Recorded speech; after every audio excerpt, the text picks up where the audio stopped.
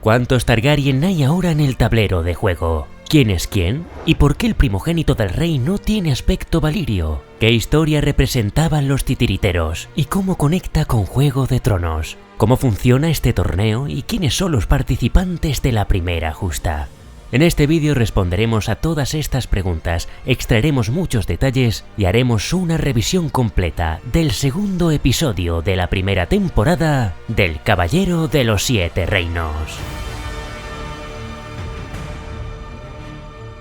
Carne en salazón, también llamado tasajo. Ese es el título de este episodio, haciendo referencia a esa vida dura que llevaban Ser Arlan y Dunk, y simboliza lo que nuestro protagonista siente al final, que a pesar de los defectos y carencias del viejo caballero, se querían mientras compartían tasajo bajo la lluvia, sin lujos ni gloria. Es el episodio más corto de la temporada y casi podría considerarse una extensión del primero, pues presenta buena parte del variopinto elenco de príncipes Targaryen que tendrán relevancia en esta historia, algunos presentes y otros solo mencionados, en una escena que en poco tiempo nos dice muchísimas cosas sobre el pasado y presente de Poniente, así como de la personalidad, las relaciones y las rencillas dentro de la Casa del Dragón. Lo mejor de estos 33 minutos de capítulo, la química entre nuestros dos protagonistas, destacando esa mezcla de ingenio y descaro de Egg, que rápidamente se convierte en una imprescindible ayuda para Dunk, así como la presentación de Baelor y Maekar Targaryen, las increíbles armaduras de la Guardia Real y la notable ambientación medieval que desborda en cada segundo, especialmente en esas justas simultáneas del final. Y lo peor, pues que se me está haciendo condenadamente cortos estos episodios. Y el hecho de que los capítulos duren la mitad que cualquier capítulo de Juego de Tronos puede dar la sensación a algunos espectadores de que el ritmo es lento o que pasan pocas cosas, aunque como veremos está sucediendo mucho más de lo que parece. En cualquier caso, el resultado sigue siendo una adaptación sublime y un producto sólido que se guarda lo mejor para los siguientes episodios. Por lo pronto, para poder darle a este mayor profundidad, toca hacer un repaso rápido por el árbol familiar de la Casa Targaryen, desde la figura de Aegon IV. Al morir este rey, conocido como Aegon el Indigno, solo había dejado dos hijos legítimos, Daeron, el actual rey, casado con Miriam Martell, y Daenerys, casada con el príncipe Mairon Martell. De los bastardos de Aegon IV hablaremos más adelante. Lo que importa aquí en este momento son dos cosas: que Targaryen legítimos había muy pocos y que la casa Martell, príncipes de Dorne, casi 200 años después de que llegara Aegon el Conquistador, al fin habían aceptado rendir pleitesía a la casa Targaryen, y ahora Dorne estaba bajo el gobierno del Trono de Hierro. El matrimonio de Daeron II y Miriam Martell, no obstante, hizo que la casa Targaryen proliferara tanto como en su día lo hicieran la prole de Viserys en la Casa del Dragón, y hemos pasado de tener muy pocos Targaryen a tener demasiados dragones sobre la mesa. Vamos a verlos. El rey Daeron y Miriam tuvieron un total de 4 hijos: el príncipe Baelor, su primogénito, Aerys y Rhaegal, que aparecen mencionados en este episodio, y por último, Maekar. Estos 4 hijos se casaron, aunque solo 3 tuvieron descendientes. Baelor, heredero al trono y actual mano del rey, se casó con Yenna Dondarrion, pariente de Ser Manfred Dondarrion, al cual vimos en el episodio anterior, y este matrimonio tuvo 2 hijos: Valar, que acompaña a su padre en el torneo y al cual vemos participar en las justas, y Mataris, el pequeño, que no ha venido a Vado Ceniza. Luego tenemos a Aerys, segundo hijo del rey, el cual no llegó a engendrar hijos con su esposa. A este le sigue Rhaegal, quien, pese a que parece que padecía algún tipo de discapacidad intelectual, fue casado con Alys Arryn y tuvieron 3 vástagos: Eilora, Aelor y Daenora. Y por último, muy lejos en la línea de sucesión, tenemos al cuarto hijo, Maekar, casado con otra dorniense, Diana Dane, fallecida algún tiempo antes del torneo. Esta pareja tuvo un total de 6 hijos: Daeron, Aerion, Aemon, una niña llamada Daela, un travieso principito llamado Aegon y la más pequeña, Rey. El tener a todos estos dragoncitos sobrevolando el trono de hierro hizo que el rey Daeron le dijera a Maekar que muchos Targaryen son tan peligrosos como muy pocos, y le convenció para que enviase a su tercer hijo, Aemon, a la ciudadela de Antigua, para que más tarde se convirtiera en nuestro vetusto querido maestre de la Guardia de la Noche en Juego de Tronos. My father was Maekar. Y con esta presentación ya sí podemos volver a Vado Ceniza, donde trompetas y heraldos anuncian la llegada de los príncipes de la Casa del Dragón. Y en medio de toda esta pompa empiezan a aparecer las fricciones de la familia Targaryen. Porque si bien el heraldo de Ashford anuncia con todos los títulos a Baelor Targaryen como primogénito del rey Daeron el Bueno, príncipe de Rocadragón, mano del rey y heredero al trono de hierro, no sucede lo mismo con el cuarto hijo del rey, al que anuncia simplemente como Maekar, ni siquiera como príncipe de refugio estival, que es su título. ¿Cuál es el motivo de esto? Bueno, pues Baelor Targaryen es el orgullo del reino, un futuro rey muy prometedor a ojos de nobles y plebeyos, y a estas alturas ya es una leyenda que se ha ganado el amor del pueblo, mientras que Maekar, antipático como él solo, tiene un carácter duro, orgulloso y no es capaz de ganarse el amor de nadie, de manera que con el paso de los años ha ido germinando en él cierto resentimiento, que con el tiempo ha ido enquistándose, pero se ha agravado especialmente desde su participación en la primera rebelión Fuego Oscuro, protagonizada por la rama bastarda de la casa Targaryen, a la cual Aegon el Indigno legitimó en su lecho de muerte. Estos bastardos legitimados terminarían rebelándose contra Daeron el Bueno y reclamando el trono de hierro para sí. Y de ahí la frase de Egg de Bastardos Fuego Oscuro. En este capítulo, Dunk también recuerda algunos puntos del currículum de Ser Arlan, y entre su larga experiencia como caballero está la de haber participado en la batalla del Prado de Hierba Roja, el enfrentamiento que puso fin a aquella rebelión, y en ella destacaron dos caudillos en el bando Targaryen, Baelor y Maekar, los mejores guerreros de la casa. Sin olvidar que por allí también estaba Brynden Ríos, el Cuervo de Tres Ojos, podemos considerar que la victoria definitiva fue el resultado de la colaboración entre Baelor y Maekar, pero Maekar siente que, a ojos de todo el mundo, esa victoria fue solo de Baelor. Ese resentimiento aflora tímidamente en varias escenas del episodio, como por ejemplo cuando Dunk llega y habla de la caballerosidad de Baelor, momento en que la cámara enfoca a Maekar lanzando un bufido, harto de escuchar alabanzas hacia su hermano. La inoportuna llegada de Dunk interrumpe la charla que revela una subtrama que está teniendo lugar paralelamente a la inauguración del torneo y que además tiene que ver con estos sentimientos encontrados de Maekar hacia Baelor. Se trata de la desaparición de Daeron, el hijo mayor de Maekar, así como la del hijo menor, Aegon. Maekar sabe que la ausencia no se debe a un retraso, y Baelor asume que su hermano no debería haber obligado a Daeron a venir, porque no se le dan bien las espadas, al igual que los antes mencionados Aerys y Rhaegal. Y dice esto porque Aerys prefiere los libros y Rhaegal pues tiene esa discapacidad. El hecho de que Maekar obligase al desaparecido Daeron a asistir a este torneo, así como de su otro hijo, Aerion, que sí que llega con ellos, forma parte también de ese resentimiento que tiene hacia su hermano, pues quiere que sus hijos mayores participen en el torneo, para que se colmen de gloria y brillen más que Valar, el hijo de Baelor. Por eso, aunque Maekar cuenta con que los van a encontrar, le preocupa que los encuentren después del torneo y no antes. Ahora bien, estos Maekar y Baelor no solo son muy diferentes de carácter, sino también físicamente. Vemos a Maekar con su cabello y barba plateados, y en los libros además tenía sus ojos violeta característicos de los valirios, mientras que Baelor es todo lo contrario. Lo vemos con el cabello negro, ya aquí con ciertas canas, pero es negro porque es herencia de su madre dorniense. Y esto es muy importante, porque en este momento no solo sucede que los Targaryen ya no cuenten con dragones, sino que el heredero al trono de hierro ni siquiera parece un valirio. Y esa imagen de dioses con bestias aladas, por cuyas venas corría la magia de sangre de la cual presumían los señores dragón, se está diluyendo con el tiempo. Ese aspecto tan terrenal, menos divino, que queda representado en Baelor como sucesor, fue uno de los muchos argumentos que los Fuego Oscuro utilizaron para alzarse contra el rey Daeron y reclamar para sí el trono de hierro, ganando así muchos adeptos y generando una guerra civil en Poniente. Por tanto, tras vencer a los Fuego Oscuro, al rey Daeron el Bueno le quedó por delante la ardua tarea de reconciliar el reino y fortalecer la presencia de los Targaryen, entre otras cosas, haciendo muchas visitas a señores, grandes y pequeños, y esto explica que Maekar diga que su regio padre les ha obligado a asistir a este miserable espectáculo. Y en un alarde de diplomacia dice miserable espectáculo delante de Lord Ashford. Pero ¿por qué será que Maekar cae tan mal? Y en medio de esta conversación privada que esconde todos estos sentimientos encontrados, se cuela sin quererlo ni pretenderlo Ser Duncan el Alto, nuestro falso caballero que sigue buscando a alguien que conociera al viejo Ser Arlan y dé fe de su historia para poder participar en el torneo. Dunk ha hablado con las casas para quienes han servido, como los Highford, pues Ser Arlan estaba a su servicio cuando luchó con ellos por el bando Targaryen, en la antes mencionada Batalla del Prado de Hierba Roja, y de hecho vio morir allí a su señor durante el enfrentamiento. En esa misma contienda, dice Dunk, también murió el anterior escudero de Ser Arlan, que era su sobrino Roger. De modo que a falta de escudero, años más tarde, el viejo caballero tomó a Dunk en su lugar.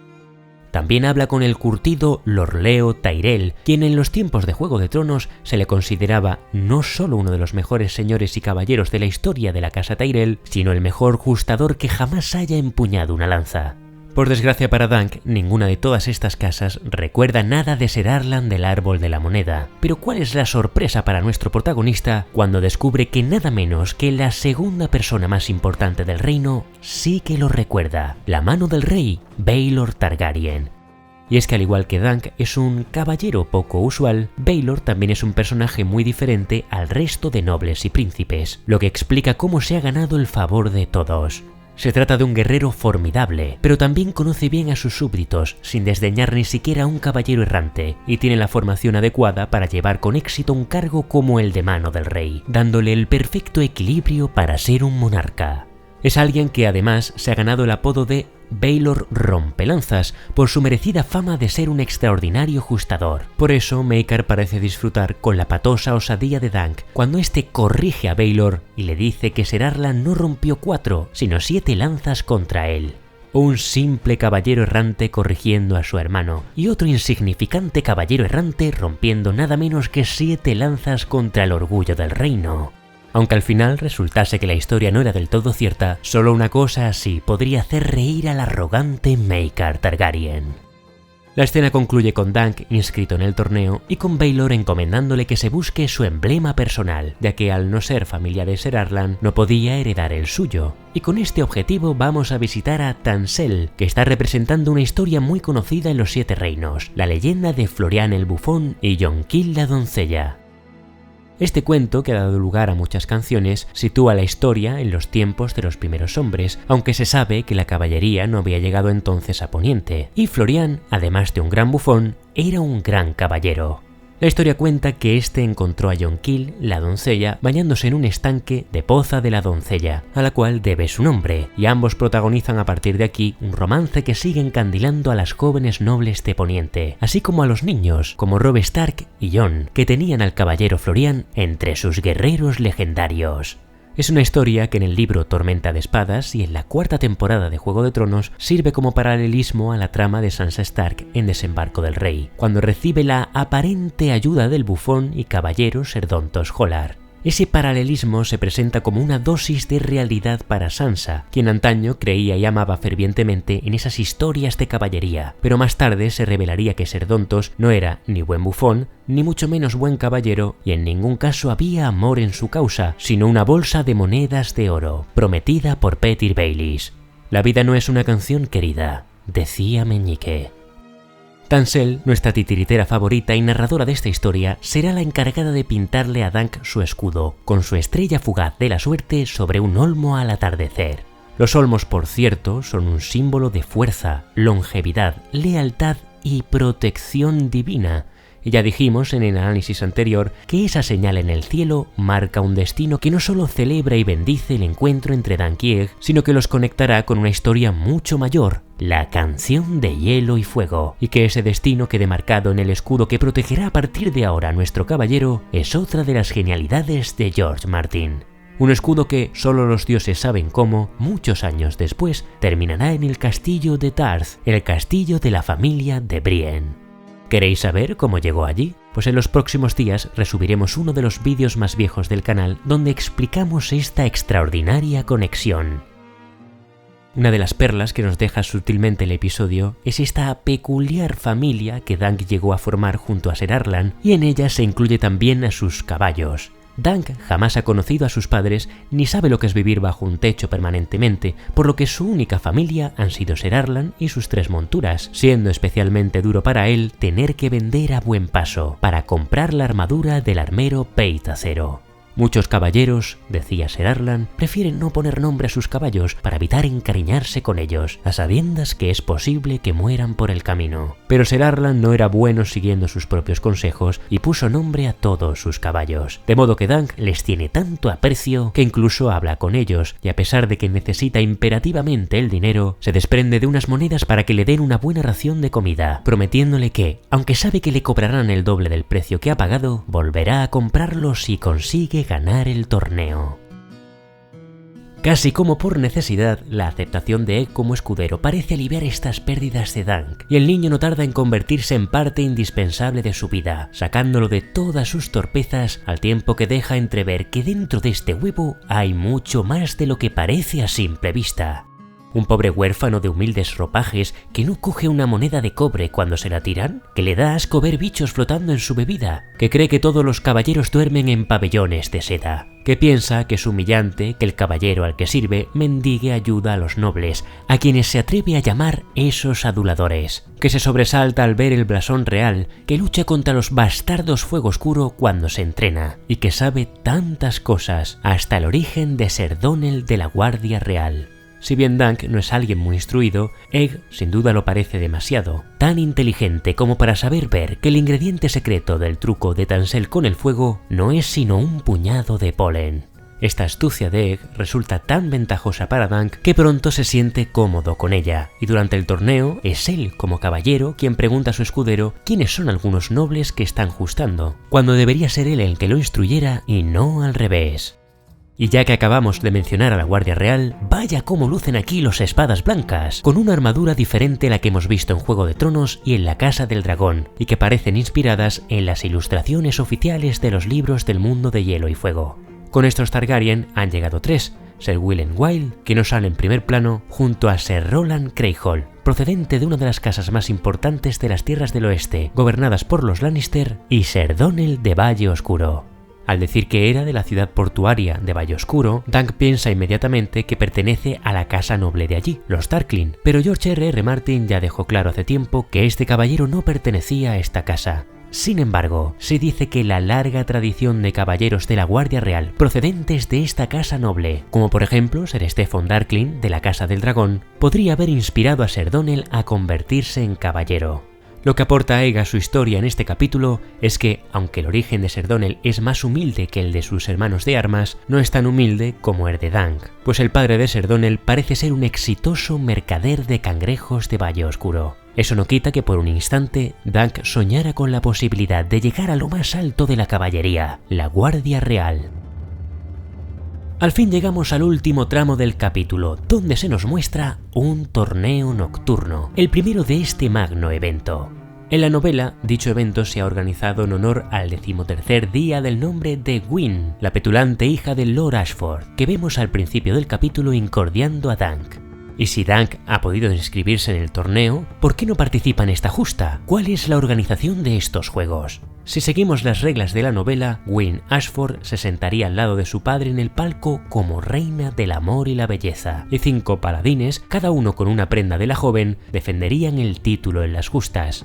Los demás participantes, otros 5, tendrían que retarlos, y aquel que venciera a uno o varios de los 5 ocuparían sus lugares y se convertirían a su vez en paladines, hasta ser vencidos por otros. La intención del Dunk de los libros sería entrar en liza a partir del 3er día de torneo, y al término de ese día, los 5 paladines que quedasen en pie decidirían si la doncella conservaba la corona del amor y la belleza, o se la entregaban a otra muchacha. Lo que vemos pues en este episodio son a los 5 paladines originales retados por otros 5 caballeros. Los 5 paladines de Gwyn Ashford son sus 2 hermanos, Robert y Andrew, Lord Leo Largaespina Tyrell, señor de Alto Jardín, Ser Humphrey Hardin del Valle de Arryn y Valar Targaryen.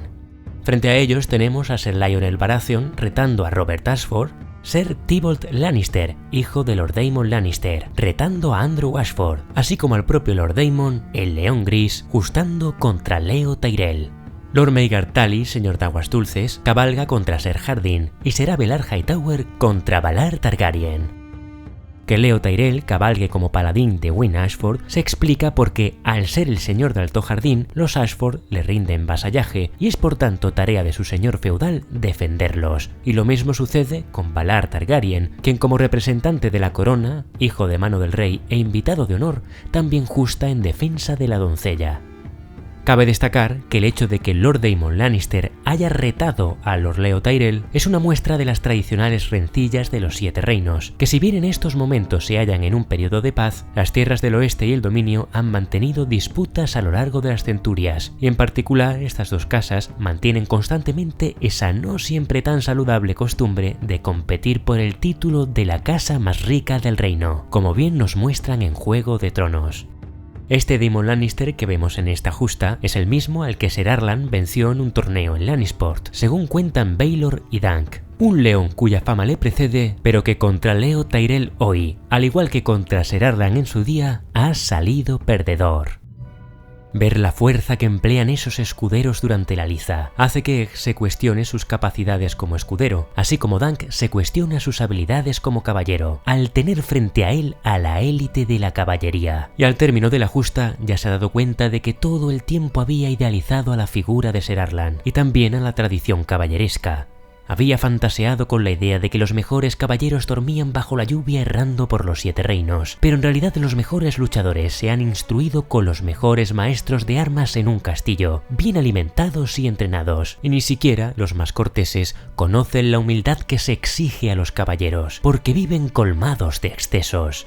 Más allá de esa fantasía, cuando Ser Arlan desenvaina su espada. No, esta no, por los dioses, esta no era necesaria. Es así. Cuando desenvaina su espada, reflexiona Dunk, no era un luchador comparable a los que había visto en Vado Ceniza, ni había roto tantas lanzas contra Baelor Targaryen como había dicho, pero había vivido 60 años, lo cual es una larga vida para un caballero errante. Eso ha debido de curtirlo en el noble arte del combate, y parte de esa experiencia ha debido transmitírsela a Dunk, además de vivir con honradez, honor y generosidad.